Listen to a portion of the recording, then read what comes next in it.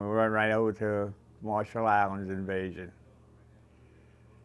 And after the invasion, we came back to Hawaii, and they let us stay over in Maui to get men that got wounded and replacements. And we got ready to go to the Mariana Islands, which was Saipan and Tinian. We made that invasion. I don't remember the dates, but we lost a lot of people on Saipan.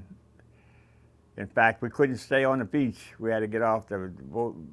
The boat masters made us get off the beach when they started shelling. And on the coral was about 100 feet out. And every time we were in half tracks, they would hit the bottom of lose the coral, would disappear, and the half track would go under. But it automatically came up, it floated, but everybody got wet. And we did that 3 times before we could stay in. And they shelled the hell out of us. You're shelling the whole time? Yeah. And we finally stayed on there. And we lost the number 2 gun. First day we set up, and lost a few men. And then after a few days, we moved up another position, and then the Japs broke through, and we killed about 140 of them right in front of us. Then we moved up some more, and then we finally secured the whole island. Then we had to go to Tinian, where the 2nd Marine Division was with us on Saipan. And then we went into Tinian, and the 2nd looked like they were going to come in from one end of the island, and the 4th just rolled in like we were into a driveway. It was no resistance at all. We went and set up, and then the Japs realized what would happen, and they came back and had a banzai attack on us the first morning, or the 2nd morning, in fact. And we killed another big bunch of them. And we wanted those banzai attacks because they just exposed themselves, and we just cut them down. So I don't remember exactly the day, how long it took us to take Tinian, but it wasn't long after that when we went back to Maui to recuperate and get replacements that people got killed. And we got ready to go to Iwo Jima. But we had an incident, I can't remember, was it Marshall Islands, or not the Marshall, but the Marianas, or the Volcanics. When we went to the Volcanics or the Marianas, we were parked on LSTs in Pearl Harbor, and they had big explosions. I think we lost about 7 or 8 LSTs. Whether we had it was a Japanese attack, what would you call it, terrorist, or whoever the hell they were, set these boats afire or whatever it was. But a few of them blew up, and we had to wait. They had to postpone the invasion of volcanic islands till we get some more LSTs. But I can't remember whether we went. I think we went over there on PA boats, and then when we got, no, that was Saipan. It must have been Saipan that we were going into, because we went over in PA boats, and we got over there, and they put us into those big LSTs, and we went in on. Then we got into the half tracks and went into Saipan. But then we went back to Maui again to recuperate, and came back to going to the volcanic islands. Yeah, I'm getting things a little confused here. I want to go back to the beginning real quick, because something happened to you that you were telling me about before. You left San Diego, and you were in transit to Maui. What happened to you on the ride over? You get into some kind of trouble? No, when they moved the LSTs all different positions, and our LST would get last in line, they'd let us fire off the back of the boat. And I was firing back there, the M1, and this bird was flying, albatross. And I told the sailor was standing right there, I said, watch me hit that albatross. And the boat was going down and up, and the bird was going down and up, and I cocked the rifle up, and I fired, and I hit him, and he fell into the ocean. And the sailor says, man, you ain't gonna come back. It's bad luck. He was a red-headed guy. I'll never forget that guy. Did you get into some kind of trouble with the vent? Well, that was coming from the States. When we left San Diego, we were on LSTs, and it was kind of warm on the boats, and the air conditioner was running right over my bunk, so I took a pickaxe and punched a hole in the air conditioner, and it would come right down on me. And they found out who did it, and you had to own up. So the guys that did it, we were put in a brig, and they made us stay in the brig until we got to our invasion point, and they took us out. And that was all. It didn't go on our record or anything. But they sent us into combat. It wasn't that bad. It was a walk-on invasion. That was the first. That was the first one. You went straight from the States, touched at Hawaii, into the Marshall Islands, yeah. Yeah, and then we came back to the Maui rest camp, and we got ready to go to Mariana Islands. I want to ask a real quick question because you go real quick. You went right from San Diego. Right from San Diego. Training to Hawaii, right into first combat. Invasion of combat. Yeah. What was it like? Because the first time you go in a Higgins boat or a half track. We were in Higgins boats.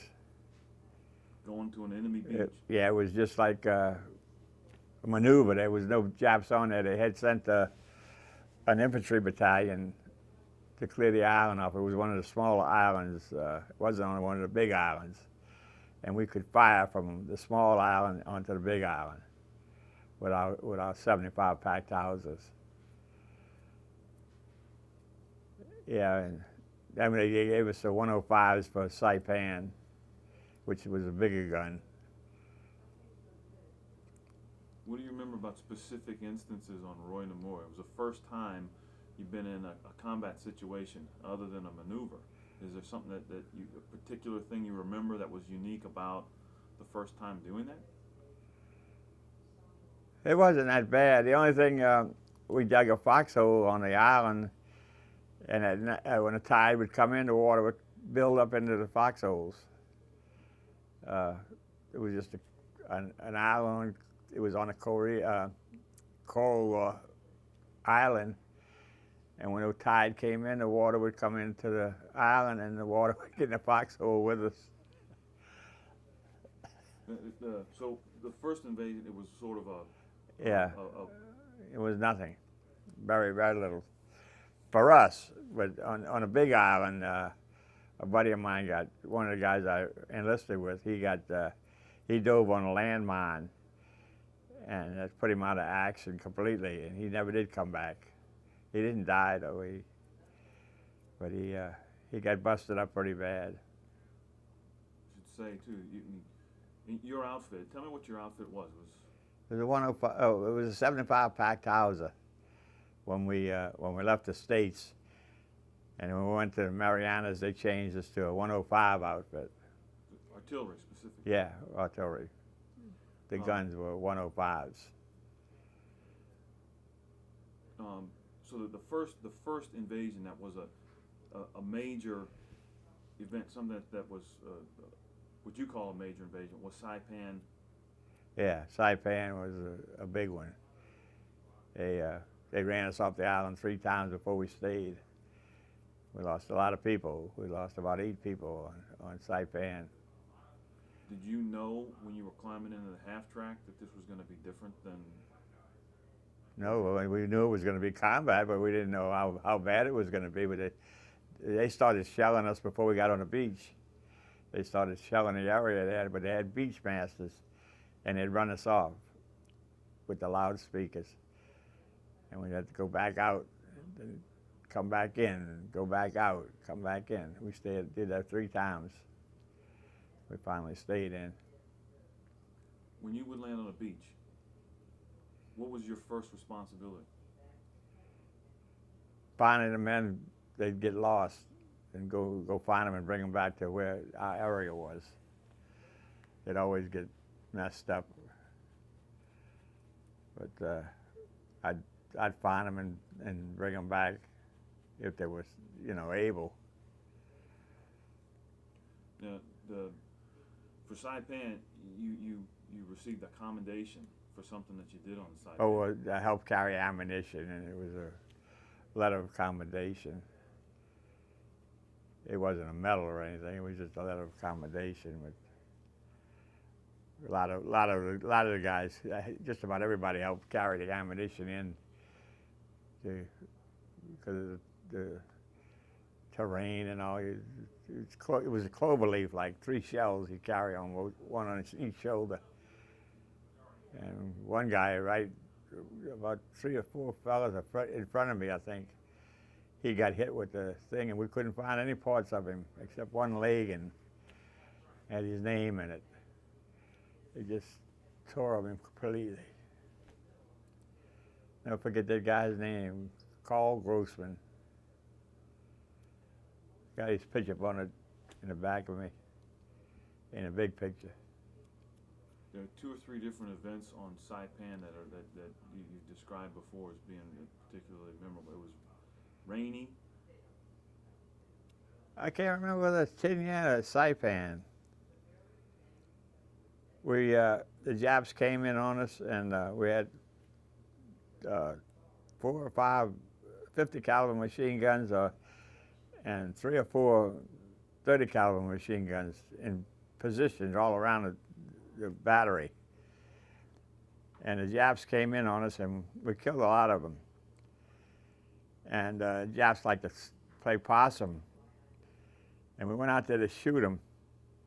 And it started raining. Every time we fired the big guns, it would start raining. And it wasn't raining too much, so about 8 of us went out there to make sure they were dead. And we were shooting them in the head.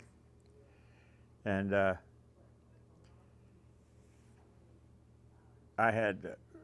you got to keep your rifle in good condition, and which mine was, with oil and cleanliness. And the last round, when I fired it into the Jap's head, the boat missed the next round. So we're walking through the Japs that were laying there, dead in the area there. And this Jap jumps up right on the side of me. And I pull the trigger and it goes click. I said, oh, crap. I thought sure. And the Jap jumps up with his rifle. And the guy right behind me shot him. And he had an M1. And I thought he had a BAR. The damn gun just kept going boom, boom, boom, boom, boom, boom. And I didn't know who did it for a long time. And one of the reunions down in Florida, we were down there, and I was telling somebody about that incident. And this guy sitting behind me was in my outfit. And he said, Shelley, that was me behind you, Kenny Watkins. I said, well, Kenny, why'd you shoot him so damn many times? He said, I couldn't stop my finger. He must have shot that Jap 9 times before the rifle emptied out. But he killed him. He was really something when I told him. When he told me, I was surprised. I didn't know who it was. Was there anything else that was different about a two-phase invasion. You were on Saipan, and then you immediately went over to Tinian, and you were firing from one island to the other. No, not on Tinian. Not on Tinian? No, we were at a 75. We were 75 packed house. Our guns were too small. But the rest of us, they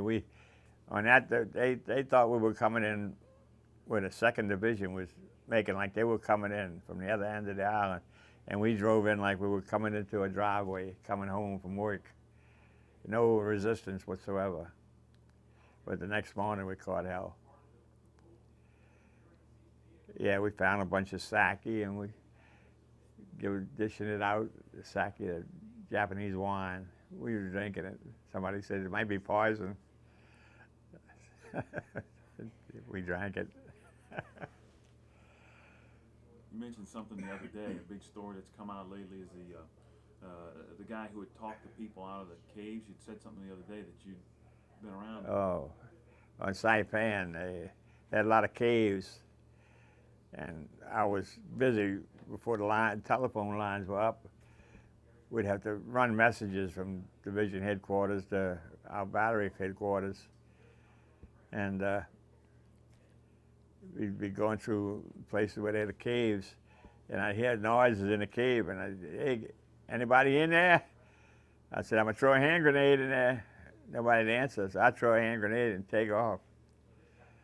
And I found out later they had a lot of people in there. But civilians, we didn't know it then.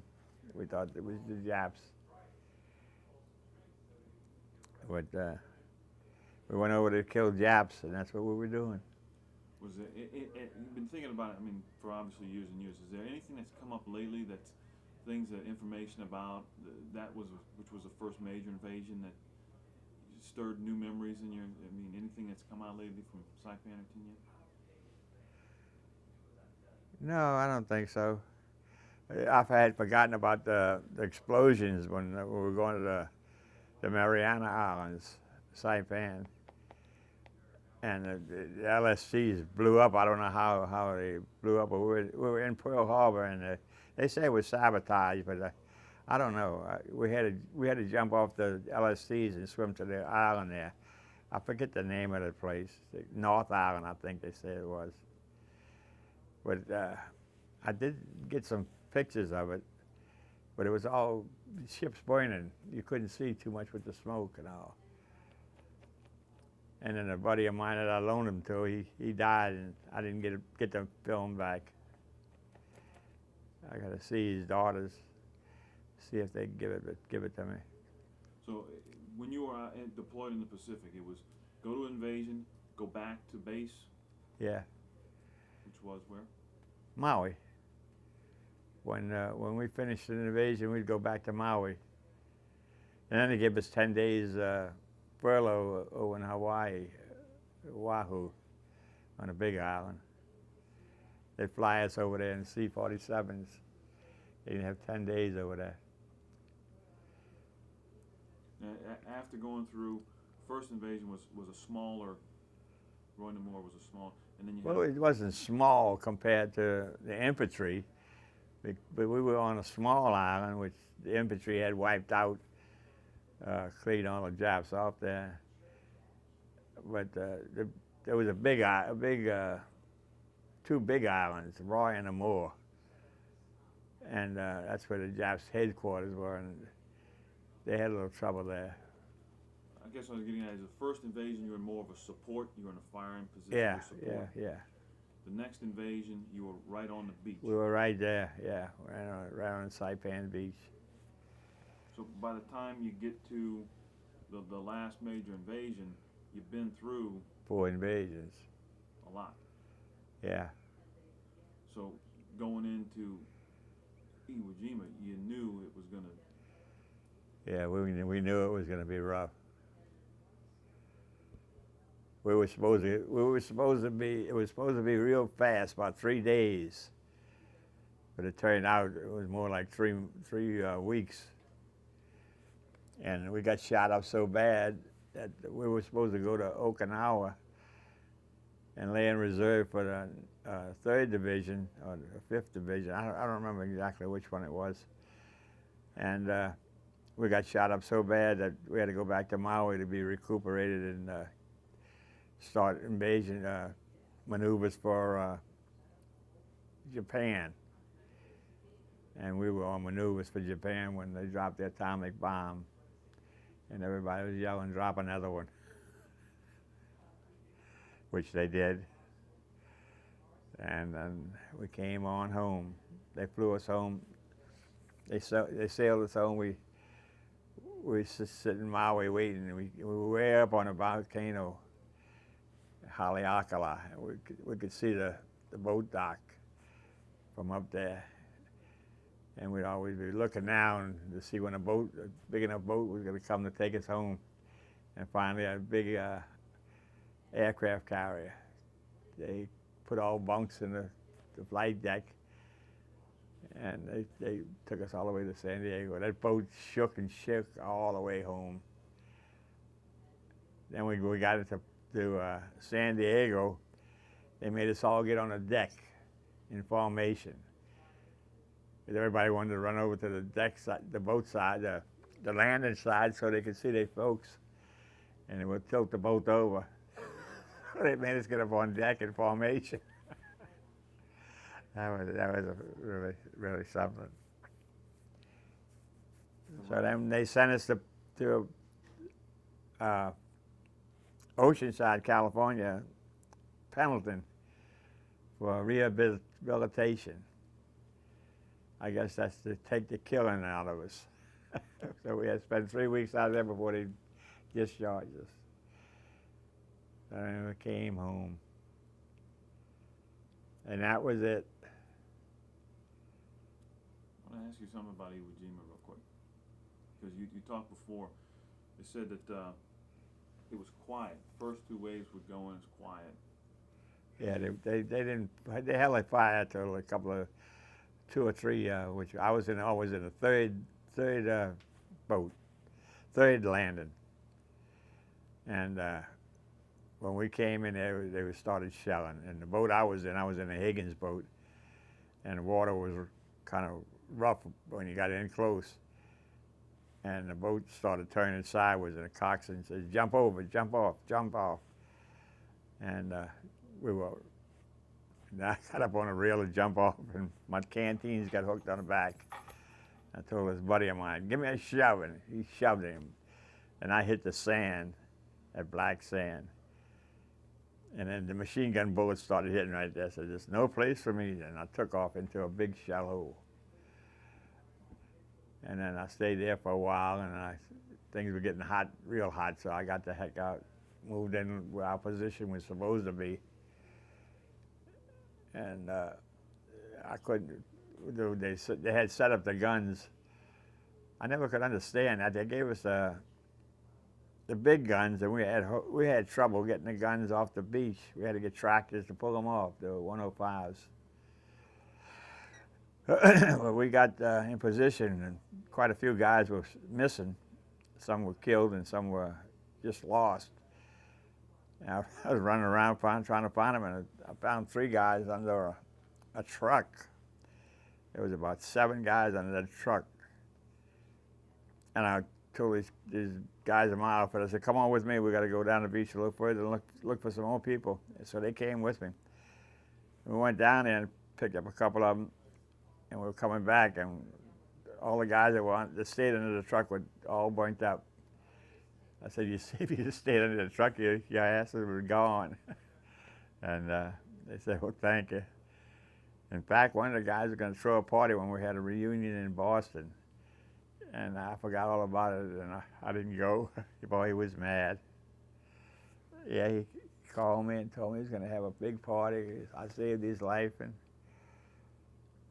we got messed up with this other guy. We went to his house.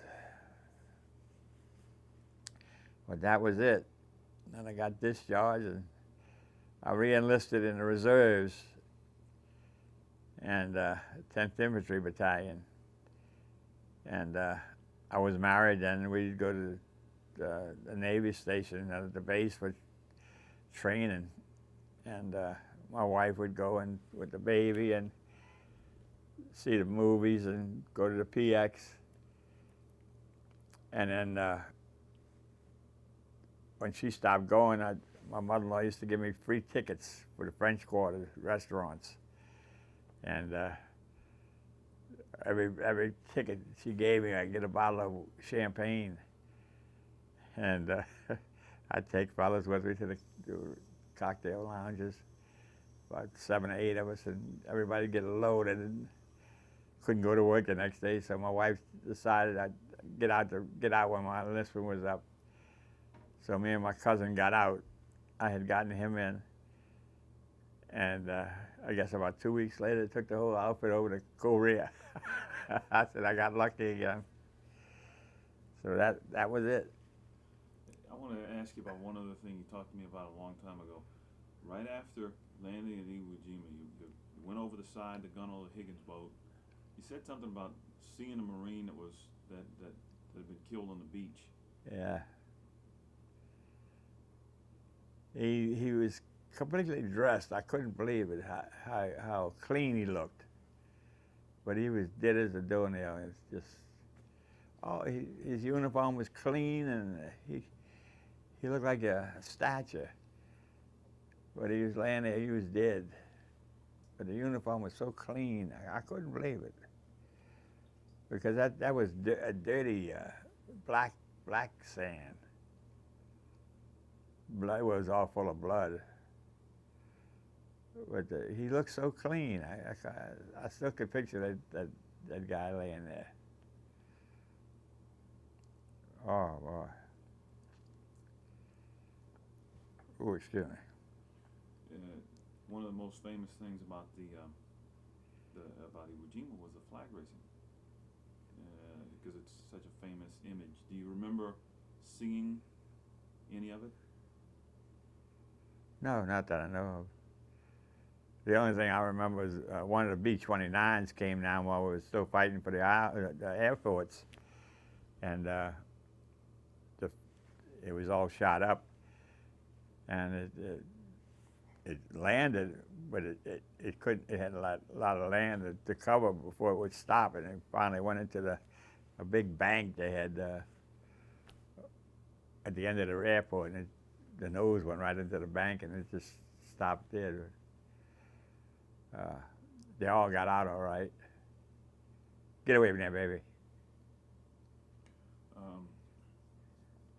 Since the movies and some other stuff have come out, letters from Iwo Jima and stuff, has anything, any new things come to mind that you've been reminded of because you've seen things from new perspectives? No,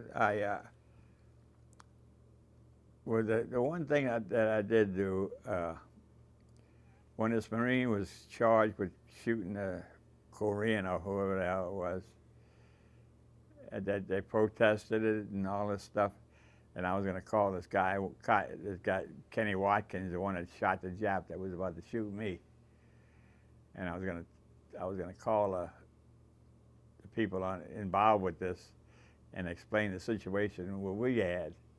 I said, Kenny Watkins hadn't shot that Jap, he'd have shot me. I guess that's the same thing happened to this guy. And I called Kenny Watkins, and I told him, I said, I think I'm going to do that, Kenny.